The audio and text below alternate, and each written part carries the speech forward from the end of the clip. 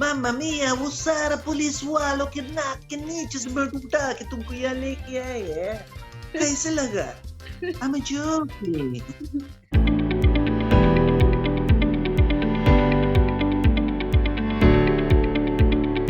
Hello, Chunky ji. Welcome to INS. Durga ji, thank you. To begin with, you're making your debut on the OTT platform, right? With Abhay too.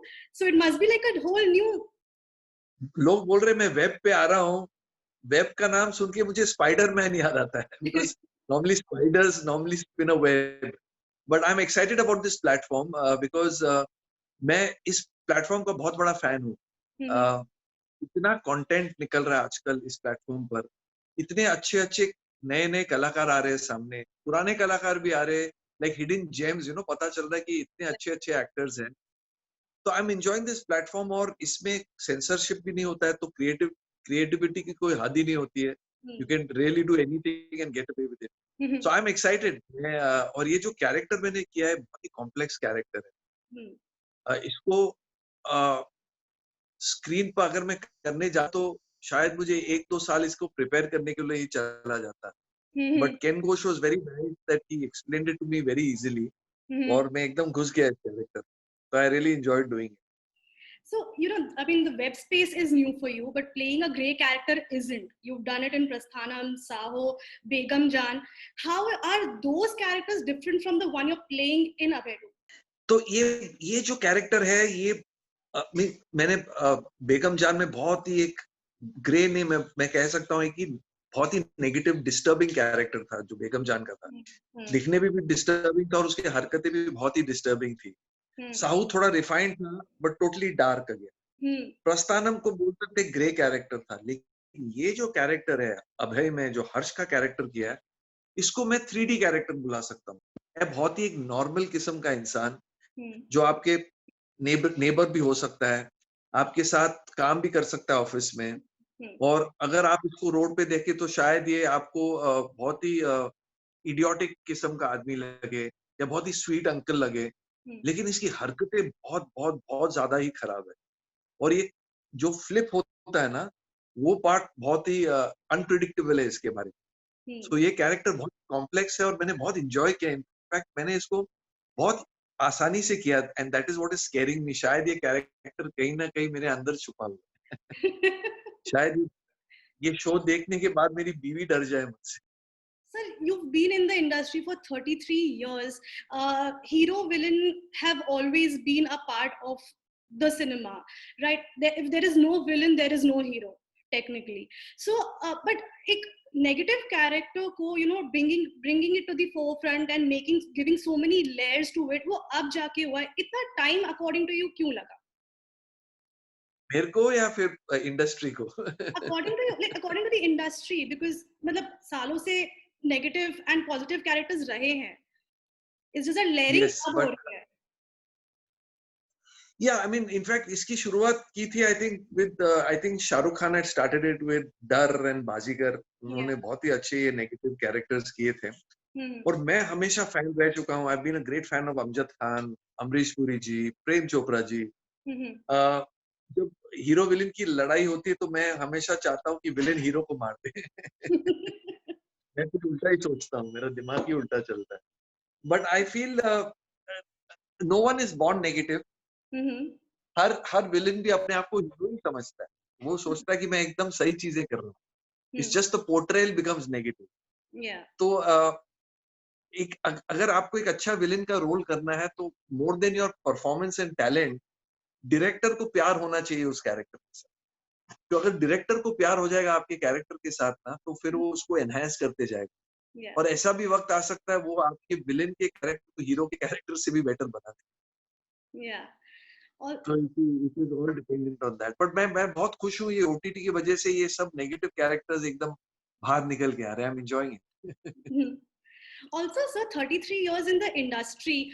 When you started off, you were one of those, poster boys, considered to be a poster boy, and then you've done like so many genres of films, be it romance, be it action, negative characters we play kar liye hai.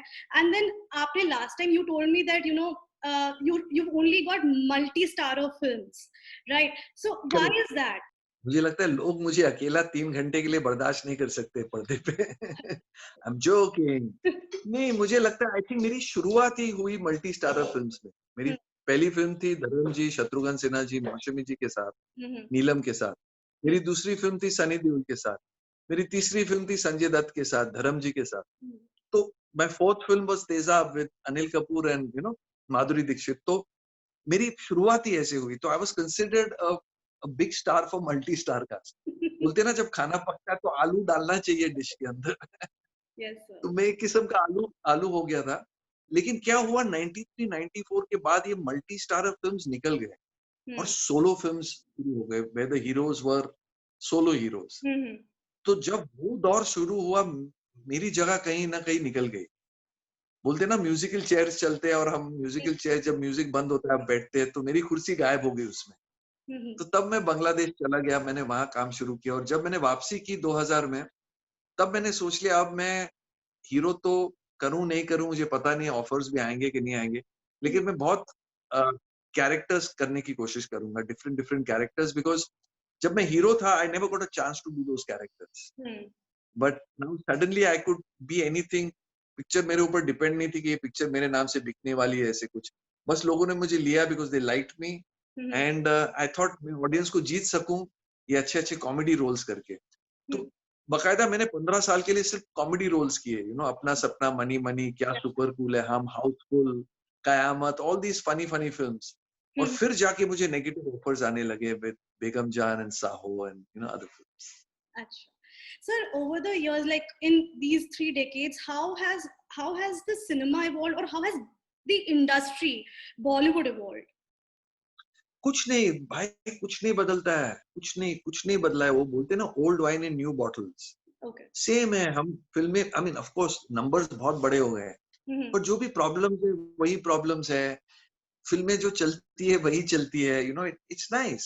It is not change. The entertainment industry is a beautiful industry Mm-hmm. और ऐसे कोई बड़ा बदलाव आया नहीं। हाँ, multiplexes आ गए तो नंबर्स बहुत फिगर्स बहुत बहुत बहुत बड़े हो गए। Mm-hmm. But platforms like television इतना बड़ा हो गया है तो टेलीविजन से फिल्मों की अच्छी प्रमोशन होती है। Mm-hmm. ओटीटी प्लेटफॉर्म्स इतने बड़े हो गए। So it's a beautiful world and I feel मैं सबको बोलता हूँ this is the best time to be in the entertainment industry because अब तो सोशल मीडिया की वजह से भी एक आदमी को रुकना नहीं पड़ता है कि मेरी फिल्म कब रिलीज होगी। वो सोशल मीडिया की वजह से स्टार हो सकता है Mm-hmm. और उसमें उसको किसी पर डिपेंड करने की जरूरत नहीं पड़ती। खुद वीडियोस बना बना कर हाँ. फोटोज डाल डाल के लोग सुन रहे हैं आजकल। Hmm. So that's a great thing. तो ये हमारे ज़माने में नहीं था। हमारे ज़माने में स्ट्रगल बहुत ज़्यादा था। हमें ऑफिसेज़ घूम-घूम के रोल्स माँगने पड़ते थे, ऑडिशन करने पड़ते थे, पोर्टफोलियोज़ दिखाने पड़ते थे। तो it was difficult but it is the same मेहनत तो आपको सब जगह करनी पड़ती है। But कुछ talk, बदला नहीं, इतना ज़्यादा बदला नहीं। but what about the toxicity? There's so much toxicity around in and around Bollywood right now. Was this kind of toxicity then there?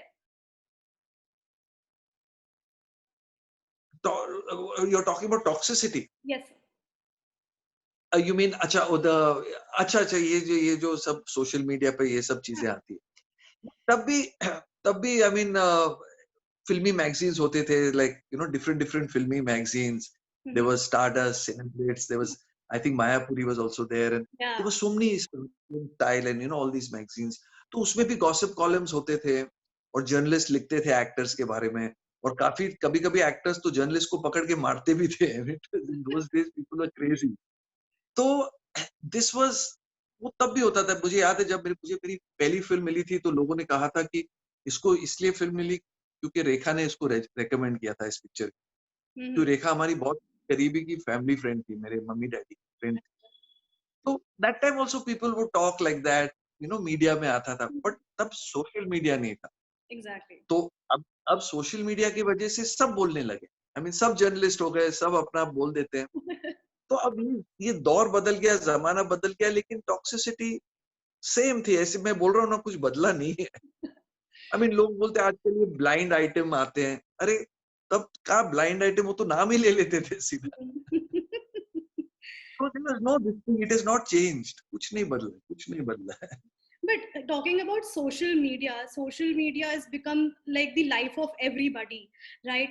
And now years later, you have your daughter who's in the industry, and now talking to you as a father, not as an actor, with so much of toxicity around and so much of criticism. How do you protect Ananya from the darkness of social media?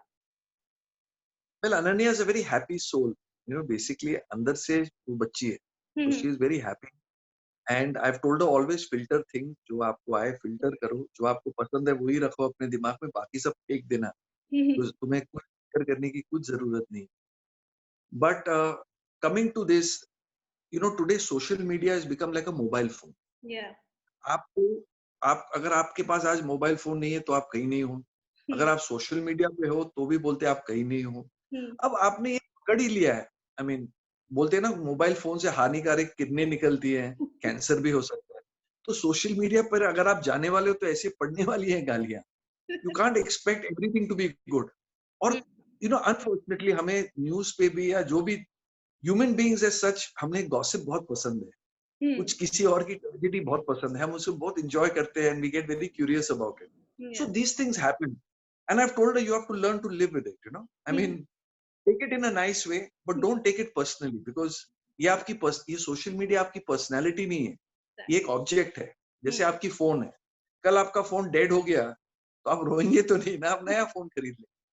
तो अगर आपके social media पे 2-4 गालियां पड़ी तो get it, एक नया post डाल दो. सो should move ahead. Don't let it affect you too much. So before I wrap up, I've taken out some dialogues from the trailer, and I want Abhay, yes, we passed us saying these dialogues. I think viewers are going to have a blast if they see this. So your first dialogue is, उन सारे police वालों ने नाक के नीचे से मैं यहाँ तुम्हें उठा के ले आया. How would Mamma mia, वो सारा पुलिस वालों के नाक के नीचे से मैं उठा के तुमको यहाँ लेके आया. कैसे लगा? I'm joking. And the second one is, किसी का भला करके शहीद होने का मौका कितनों को मिलता है?